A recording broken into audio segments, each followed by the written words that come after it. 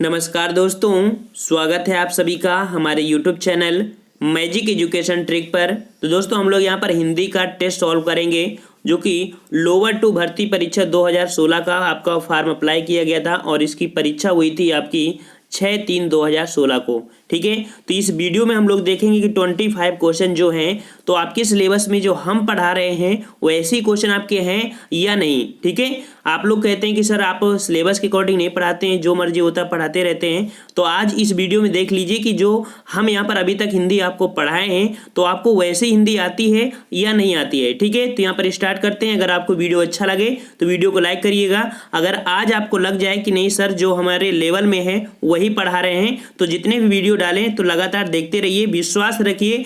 विश्वास कायम रखेंगे तो ही आपका हम पर विश्वास टिका रहेगा और आपको भी लगेगा नहीं सर हमारे लिए कुछ कर रहे हैं। ठीक है, तो चलते हैं यहाँ पर स्टार्ट करते हैं। आपका पहला क्वेश्चन यहाँ पर है। क्वेश्चन आपसे कह रहा है पानी पीकर जात पूछना। ठीक है, पानी पीकर जात पूछना इसका मतलब क्या होता है? तो आपका जवाब हो जाएगा सी नंबर, काम निकलने के बाद सोचना। ठीक है, काम निकलने के बाद सोचना अर्थात यहाँ पर जवाब हो जाएगा सी नंबर। तो यहाँ पर देखते हैं आपका दिया है यहाँ पर पानी पीकर जात पूछना मुहावरे का अर्थ होता है काम निकलने के बाद सोचना। चलिए यहाँ पर अगला क्वेश्चन आपका दिया है वाक्यों का वर्गीकरण मुख्यतः कितने प्रकार से होता है? वाक्यों का वर्गीकरण मुख्यतः कितने प्रकार से होता है? तो कितने प्रकार होते हैं? यहाँ पर आपके 4 ऑप्शन दिए हैं और आपका जवाब हो जाएगा 2, मतलब आपका ए सही जवाब हो जाएगा। क्या होते हैं तो देख लिए यहाँ पर कितने होते हैं, वाक्यों के अनुसार से पूछा है। तो देखते हैं यहाँ पर आंसर क्या है आपका। तो आंसर आपका दिया है वाक्यों का वर्गीकरण मुख्यतः 2 प्रकार से होता है। एक होता है अर्थ के आधार पर और रचना के आधार पर। फिर इसके बाद आपका अर्थ के आधार पर वाक्यों का वर्गीकरण करते हैं तब आपके 8 प्रकार हो जाते हैं। ठीक है, ये 8 प्रकार कौन होते हैं? तो आपके विधानवाचक होता है, निषेधवाचक होता है, आज्ञावाचक, प्रश्नवाचक, इच्छावाचक, संदेहवाचक, विस्मयवाचक, संकेतवाचक। अगर रचना के हिसाब से करें तो रचना के हिसाब से आपके 3 होते हैं, सरल वाक्य, संयुक्त वाक्य और आपका मिश्रित वाक्य। ठीक है ना। चलिए नेक्स्ट क्वेश्चन आपसे यहाँ पर पूछा गया है और हम हमेशा आपको ऐसे ही क्वेश्चन लेके आते हैं जिसकी मीनिंग पूछा करता है। हम कहते हैं कि अगर आपको ना आता हो तो ऐसे क्वेश्चन छोड़ दिया करिए, क्योंकि जरूरी नहीं होता है कि 25 में 25 लाना है। अगर ऐसा करते हैं तो हो सकता है गलतियां हों और नंबर आपका माइनस हो जाए। तो इस कारण जो चीज़ ना आते हैं तो उसको आप जरूरी नहीं है, लेकिन जो ईजी हो तो उसको पढ़ लीजिए। कह रहे हैं भावयुक्त शुद्ध अनुवाद है तो आई वाज ओवर जॉय। ठीक है, तो आई वाज ओवर जॉयड इसका मतलब क्या होता है? तो इसका मतलब होता है आपका सी नंबर अर्थात मेरा दिल बाग बाग हो गया। मेरा दिल बाग बाग हो गया अर्थात यहाँ पर सी सही जवाब हो जाएगा। तो वही आपका यहाँ पर दिया गया है मेरा दिल बाग बाग हो गया अर्थात आपका सी सही जवाब हो जाएगा। नेक्स्ट कह रहा है आपसे यहाँ पर संधि पावन का संधि विच्छेद होगा। पावन का संधि विच्छेद होगा तो देखिए पावन का संधि विच्छेद क्या होता है? तो यहाँ पर आपका जवाब हो जाएगा कौन सा? तो पौ धन अन अर्थात आपका हो जाएगा पौ धन अन बराबर पावन, अयादि संधि है। ठीक है, तो देखते हैं यहाँ पर आपका जवाब। तो यहाँ पर आपका जवाब दिया है यहाँ पर सी नंबर पौ धन अन अर्थात यहाँ पर पौ धन अन अर्थात यह आपकी अयादि संधि है और इसके अनुसार देख सकते हैं आपका नियम दिया है। हमने आपको संधि अच्छे से पढ़ाया भी है। चलिए नेक्स्ट क्वेश्चन आपसे कह रहा है शुद्ध शब्द चुनिए। शुद्ध शब्द आपसे पूछ रहा है कि शुद्ध शब्द आपका कौन होगा?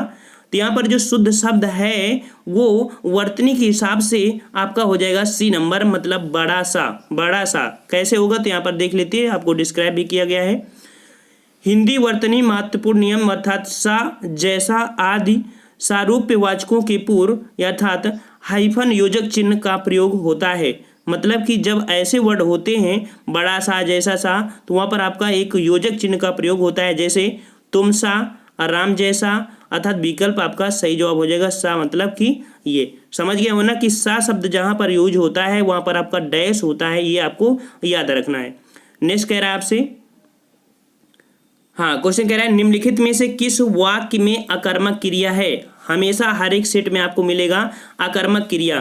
तो यहाँ पर अकर्मक क्रिया हमने बताया था पहचाना जाता है क्या और किसको, अर्थात क्रिया में अगर आप क्या और किसको शब्द से उससे क्वेश्चन करते हैं, अगर आंसर आपका निकलता है तो आपका सकर्मक होगा, नहीं निकलता तो अकर्मक होगा। ठीक है, तो यहाँ अकर्मक पूछ रहा है तो अकर्मक यहाँ पर क्या हो जाएगा? तो देखिए ए नंबर आपका कह रहा है पानी बरस रहा है। ठीक है, पानी बरस रहा है, तो आप बरसने पर करिए, बरसने पर क्रिया करिए, तो आपको क्या समझ में आएगा। तो यहाँ पर आपकी पहली बात यही समझ में आ रहा है कि इसमें कोई आपकी कर्म नहीं दिया है। ठीक है, तो देखते हैं ए नंबर आपका कह रहा है जिस क्रिया के व्यापार का फल कर्ता पर पड़ता है तथा कर्म साथ में नहीं होता उसे अकर्मक क्रिया कहते हैं। तथा पानी बरस रहा है में अकर्मक क्रिया है। ठीक है, अकर्मक क्रिया है ना। चलिए यहाँ पर नेक्स्ट क्वेश्चन आपसे कह रहा है मुझे किस प्रकार का सर्वनाम है। हमेशा हर एक सेट में आपको मिला है मुझे, मतलब सर्वनाम क्या होते हैं, ऐसा सर्वनाम कौन है, पहचान करिए। तो यहाँ पर कह रहे हैं मुझे किस प्रकार का सर्वनाम है, मुझे किस प्रकार का सर्वनाम है। तो यहाँ पर आपका हो जाएगा ए नंबर उत्तम, अर्थात उत्तम पुरुष के अंतर्गत आपका आता है मुझे। तो और देखते हैं यहाँ पर डिटेल में क्या कह रहा है। तो बोलने वाले वक्ता को उत्तम पुरुष कहा जाता है, जैसे मैं, हम, परंतु। सर्वनाम में कारकों की व्यक्तियां लगाने से इसके रूप में विकृति आ जाती है, जैसे मैं, मुझे, मेरा, मुझसे, मुझको आदि। ठीक है, तो मुझे आपका हो जाएगा उत्तम पुरुष। ठीक है, चलिए नेक्स्ट क्वेश्चन आपसे कह रहा है अर्थ के आधार पर शब्द कितने प्रकार के होते हैं। अर्थ के आधार पर, तो अर्थ के आधार पर जो आपके शब्द होते हैं वो आपके होते हैं, यहाँ पर जवाब हो जाएगा 4 प्रकार के। ठीक है, यही क्वेश्चन आपसे पूछा जाता है ज़्यादा। तो अर्थ के आधार पर होते हैं 4 प्रकार के। ये कौन होते हैं, तो यहाँ पर देख लीजिए एकार्थी शब्द, अनेकार्थी शब्द, समानार्थी और आपके विपरीत विलोम अर्थात यहाँ पर होते हैं। ठीक है, तो ये अर्थ के आधार पर आपका दिया गया है। ठीक है, ऐसे क्वेश्चन आपके देखो आए हैं। अगला आपसे कह रहा है लालटेन एक निम्न वर्गों में से किस वर्ग में आता है। लालटेन, तो लालटेन किस में आता है, तो आपका हो जाएगा यहाँ पर डी नंबर, अर्थात विदेशज शब्द है। लालटेन कैसा है आपका, विदेशज शब्द है। तो यहाँ पर देखिए विदेशज शब्द के अंतर्गत कौन सा है आपका, तो ये देखिए आपका दिया है जो शब्द विदेशी भाषाओं से ज्यों के त्यों अथवा परिवर्तित रूप में हिंदी में प्रयोग किए जाते हैं विदेशज शब्द कहलाते हैं, जैसे लालटेन, बोतल, तारपीन, आदमी और तोप, आमिर, टीन, नोटिस इत्यादि। ठीक है, चलिए नेक्स्ट क्वेश्चन आपसे कह रहा है संधि पूछा गया, फिर से देखिए यशोदा में प्रयुक्त संधि का नाम है। यशोदा में प्रयुक्त संधि का नाम है, तो यशोदा में जो प्रयुक्त संधि है वो आपकी हो जाएगी यहाँ पर सी नंबर। और हर एक प्रैक्टिस शीट में आपका ये क्वेश्चन आता है, हमेशा पूछा जाता है। हम जितने भी कराए हैं सब लगभग आपसे पूछा गया है जो विसर्ग संधि है। अर्थात यशोदा जो बनता है वो कैसे बनता है, यशः, यशः, ठीक है, धन दा, अर्थात ये आपका बनेगा, ये वाली जो बिंदी होती है इसको ये कर देते हैं। ठीक है, तो ये आपकी बिंदी यहाँ पर तोड़ देगा, अर्थात ओ की मात्रा चढ़ जाती है, अर्थात ये देख लीजिए विसर्ग संधि है। ठीक है, चलिए अगर फ्रेंड्स आपको वीडियो अच्छा लग रहा है तो वीडियो को लाइक जरूर करिए। यहाँ पर क्वेश्चन आपसे दिया है कुर्सी पर मास्टर जी बैठे हैं, इस वाक्य में कुर्सी शब्द किस कारक में, अर्थात जो कुर्सी शब्द है इसमें कौन सा कारक है। तो यहाँ पर कारक कौन सा हो जाएगा, यहाँ पर चारों ऑप्शन दिया है, करण कारक, संप्रदान, संबंध, अधिकरण। तो यहाँ पर हो जाएगा आपका डी नंबर। ठीक है, अधिकरण, अधिकरण होगा डी नंबर। कैसे होगा, तो यहाँ पर देख लीजिए, यहाँ पर आप कह रहा है संज्ञा के जिस रूप से क्रिया के आधार का बोध होता है वह अधिकरण कारक होता है। इसमें से देख सकते हैं, इसमें में, पर, भीतर चिन्हों द्वारा प्रकट होते हैं। जैसे कह रहा है कुर्सी पर, कुर्सी पर मास्टर जी बैठे हैं, तो पर शब्द लगा ना, इसके अकॉर्डिंग आपका यहाँ पर हो जाएगा क्या, अधिकरण कारक। ठीक है, चलो नेक्स्ट क्वेश्चन आपसे कह रहा है बहुब्रीहि समास का उदाहरण बताइए। बहुब्रीहि समास, तो देखिए भाई बहुब्रीहि समास आपका कौन हो जाएगा, यहाँ पर थोड़ा सा जूम कर लेते हैं, ये आया बहुब्रीहि समास। तो पंचवटी है या करोड़पति है, चतुर्भुज है या चरण कमल है। तो यहाँ पर आपका जो जवाब हो जाएगा आपका चतुर्भुज। ठीक है, हमेशा आपके प्रैक्टिस सेट में मिलता है बहुब्रीहि समास में चतुर्भुज। तो चतुर्भुज आपका जो बहुब्रीहि समास है, तो देख लेते हैं यहाँ पर दिया गया है आपका कि चतुर्भुज मतलब बहुब्रीहि समास आपका, इस समास में कोई भी पद प्रधान नहीं होता, दोनों पद मिलकर एक नया अर्थ बनाते हैं। जैसे चतुर्भुज कह रहा है चार हैं भुजाएं जिनकी, अर्थात विष्णु को। ठीक है, जलज क्या होता है यहाँ पर, जलज जैसे होता है जल में उत्पन्न अर्थात कमल। तो इस प्रकार से होते हैं बहुब्रीहि समास। पंचवटी आपका द्विक समास है, वहीं पर चरण कमल तुलना होती है, अर्थात ये कर्मधारय समास हो जाएगा। ठीक है, चलिए नेक्स्ट क्वेश्चन आपसे कह रहा है तिलक किस प्रकार का शब्द है। तिलक किस प्रकार का शब्द है, तो भाई तिलक किस प्रकार का है, तो ये आपका जो शब्द है ये आपका तत्सम शब्द है। ठीक है, तिलक कैसा है आपका, तत्सम शब्द है।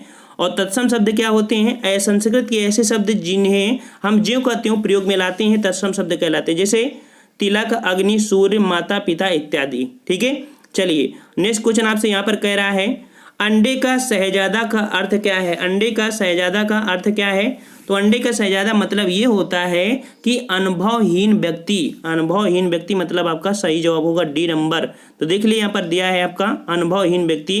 अंडे का शहजादा लोकोक्ति का सही अर्थ होगा अनुभवहीन व्यक्ति। ठीक, नेक्स्ट क्वेश्चन आपसे कह रहा है व्युत्पन्नमति में यहाँ पर क्या इसका अर्थ पूछ रहा है क्या ये, तो यहाँ पर इसका मतलब होता है कि जो तत्काल सोचकर उत्तर दे सके उसे बोलते हैं। ठीक है, उसे बोलते हैं। यहाँ पर देख सकते हैं आपका दिया गया है डी नंबर आपका सही। ठीक है, व्युत्पन्न मति। ठीक है, हाड़ौती बोली कहाँ की है, हम हमेशा आपको लेके आते हैं।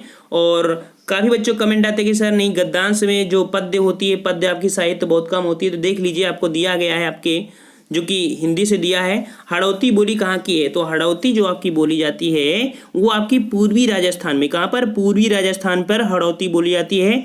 और ये पूर्वी राजस्थान को ढूंढाही बोलते हैं। ठीक है, ढूंढाही बोलते हैं, या पूर्वी राजस्थान को राजस्थान की राजधानी जयपुरी, तो 3 नाम से इसको जानते हैं। तो यहाँ पर देख लेते हैं, आपको दिया गया है कि राजस्थानी बोलियों का प्रथम वर्णनात्मक दर्शक आपका इतने में सर जॉर्ज अब्राहम गियर्सन ने अपने आधुनिक भारतीय भाषा विश्व में दिया गया था। ठीक है, उन्होंने यहाँ पर देख सकते हैं आपके 4 भाषाएं दिया था। कौन सी है, तो आपका दिया है यहाँ पर पश्चिमी राजस्थान, पूर्वी राजस्थान, उत्तरी राजस्थान, दक्षिणी राजस्थान। तो पश्चिमी राजस्थान में मारवाड़ी है, मेवाड़ी है, बागड़ी है, सेखड़ी है। पूर्वी राजस्थान में हमने बताया था ढूंढाही, हाड़ौती, जयपुरी, तीनों वर्ड मिल गए। उत्तरी राजस्थान में मेवाती, अहिरवटी, और दक्षिणी राजस्थान में जो बोली जाती है मालवीय और निमाड़ी बोली जाती है। ठीक है, चलिए नेक्स्ट क्वेश्चन आपसे कह रहा है प्रेमचंद के अधूरे उपन्यास का नाम बताइए। प्रेमचंद के अधूरे उपन्यास कौन होते हैं, तो अधूरा उपन्यास कौन है। देखो बहुत बार क्वेश्चन आपका पूछा गया, अगर मंडी परिषद में अगर आप तैयारी कर रहे हैं तो वहां पर भी आपका ये क्वेश्चन पूछा गया है कि प्रेमचंद के अधूरे उपन्यास का नाम बताइए। तो मंगलसूत्र, यहाँ पर सी सही जवाब हो जाएगा। मंगलसूत्र जो इनका है ये आपका कैसा है, अधूरा उपन्यास है। इनके अन्य भी उपन्यास हैं तो उनको भी देख लेते हैं। कह रहा है आपका कि मंगलसूत्र प्रेमचंद का अधूरा उपन्यास। अगर आपसे क्वेश्चन पूछ रहा है कि अधूरा उपन्यास कौन है तो मंगलसूत्र। इनके अन्य उपन्यास याद रखना, उपन्यास की बात कर रहा है सेवा सदन, प्रेमाश्रय, रंगभूमि, कायाकल्प, निर्मला, गबन, कर्मभूमि, गोदान, ये आपकी प्रेमचंद की रचनाओं के अंतर्गत आपके उपन्यास भी हैं। चलिए नेक्स्ट क्वेश्चन आपसे यहाँ पर कह रहा है शुद्धि अशुद्धि हमने बहुत कराते हैं, हमेशा कराते हैं। कह रहा है शुद्ध वाक्य चुनिए जहां पर विराम चिन्ह आपका दिया है, विराम चिन्ह। तो विराम चिन्ह जो आपका शुद्ध शब्द दिया है वो आपका किस में दिया है, तो यहाँ पर देखिए डी नंबर में। डी नंबर जो आपका दिया है शुद्ध दिया है, शायद आप शायद पटना में रहने वाले हैं। ठीक है, तो यहाँ पर आपका यहाँ प्रश्नवाचक चिन्ह लगा दिया। इसका प्रयोग प्रश्नवाचक वाक्यों के साथ संदेह प्रकट करने वाले वाक्यों के अंत में प्रयुक्त किया जाता था। जिसमें संदेह है, शायद है, वहां पर आपका ये प्रयोग किया जाता है। जैसे आप शायद रह रहे हैं तो ठीक है ना, तुम कहाँ जा रहे हो, तो ऐसे तो आपको समझ में आ रहा है। लेकिन जहां पर शायद भी होता है या संभावना होती है, वहां असंदेह होता है, वहां भी आपका प्रश्नवाचक चिन्ह होता है। नेक्स्ट क्वेश्चन आपसे कह रहा है अघोष वर्ण बताइए। क्या हम हमेशा आपको हर एक प्रश्न में अघोष नहीं लाते हैं, लाते हैं। तो यहाँ पर अघोष वर्ण कौन सा है, तो अघोष वर्ण आपका क्या हो जाएगा, तो 19 का जो जवाब हो जाएगा वो हो जाएगा आपका यहाँ पर डी नंबर अर्थात सा। ठीक है, अघोष आपका क्या है, यहाँ पर सा है। तो अघोष की परिभाषा देखेंगे और इसको भी समझेंगे। जिन ध्वनियों के उच्चारण में स्वरतंत्रियों में कंपन उत्पन्न नहीं होता उन्हें अघोष वर्ण कहते हैं। जैसे सा, का, खा, चा, ठीक है, ये होते हैं। मतलब कि हर वर्ग का पहला और दूसरा जो ये होते हैं, ठीक है, इनको बोलते हैं हम लोग अघोष। ठीक है, चलिए नेक्स्ट क्वेश्चन आपसे कह रहा है, यहाँ पर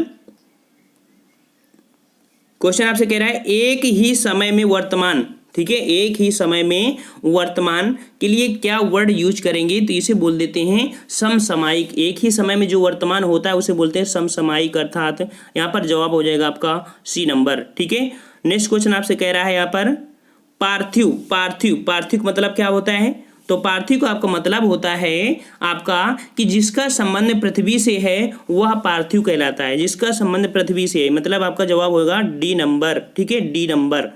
नेक्स्ट कह रहा है उद्धत का विलोम बताइए। हमेशा आपको विलोम शब्द लेके आते हैं, उद्धत का विलोम शब्द बताइए। तो 22 का आपका जवाब हो जाएगा यहाँ पर उद्धत का मतलब बी नंबर आपका।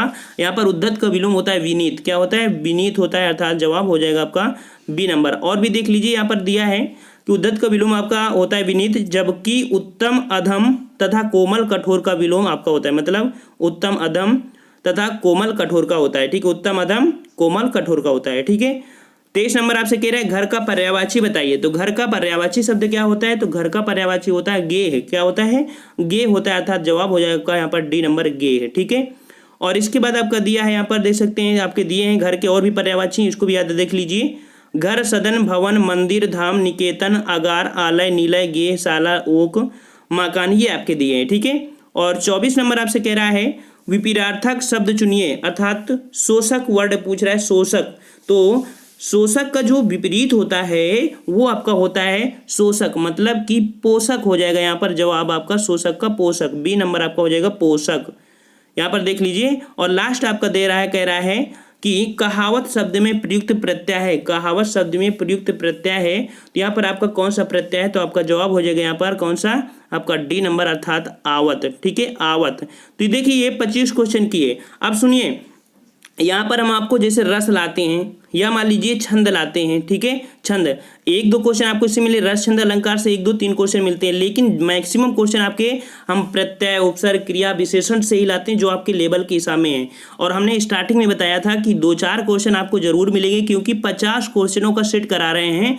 तो यहाँ पर जरूरी नहीं कि आप सिर्फ लोअर पीसीएस की तैयारी कर रहे हैं, कुछ मंडी परिषद के भी हैं, कुछ भी हैं। तो अगर फुल टेस्ट यहाँ पर सॉल्व करते हैं तो ज़्यादा ही अच्छा रहेगा। इस कारण जो भी हम टेस्ट से लाते हैं तो लगभग 50 क्वेश्चन का लाते हैं।